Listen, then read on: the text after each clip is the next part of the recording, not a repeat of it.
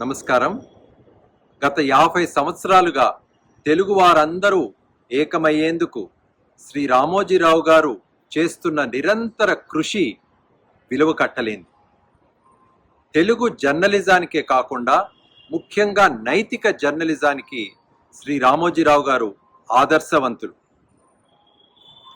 చిన్నప్పటి నుండి పరిచయం ఉన్నప్పటికీ గత 20 సంవత్సరాలుగా నాకు వారు దగ్గరయ్యారు.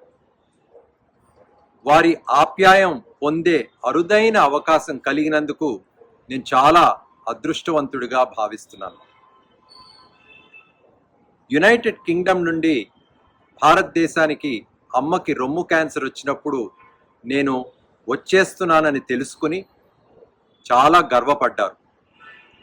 కన్న తల్లిని మర్చిపోకుండా, మాతృదేశాన్ని మర్చిపోకుండా, మాతృభాషని మర్చిపోకుండా, తల్లిని చూసుకోవటమే కాకుండా మరెందరో మహిళలకి రొమ్ము క్యాన్సర్ పట్ల అవగాహన కల్పించటం, వారికి సేవలు అందించటం అనే విషయం పైన శ్రీ రామోజీరావు గారు చాలా సంతోషపడ్డారు.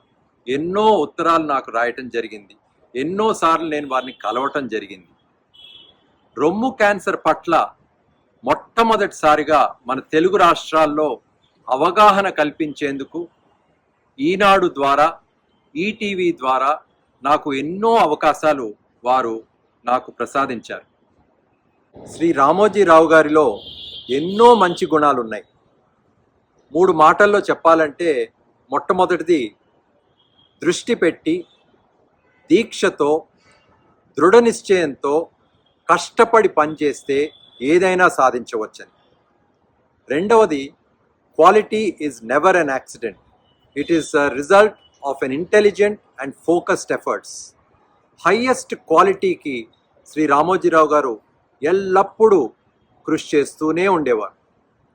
మూడవది, నీతి, నిజాయితీ, మానవత్వం శ్రీ రామోజీరావు గారి మారుపేరు.